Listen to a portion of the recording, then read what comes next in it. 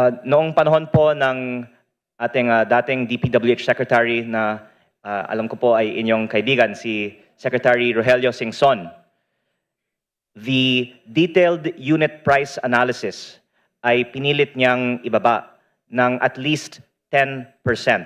At sabi po ni Secretary Singson na kaya daw pong ibaba pa ito ng 15 hanggang 20%. May I ask, Mr. Chair, the opinion about lowering the DUPA so that we can fund more projects within the same budget?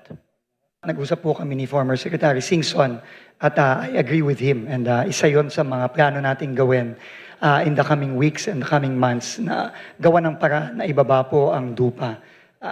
Hindi lang nationwide, no? Kailangan pong i-review natin ang maigi at with the end goal of bringing it down in order to be more efficient in the utilization of the budget. Yun po ang sinabi ni Secretary Singson, and I would tend to agree with him that at least 10% po ay kaya pong ibaba yan across the board.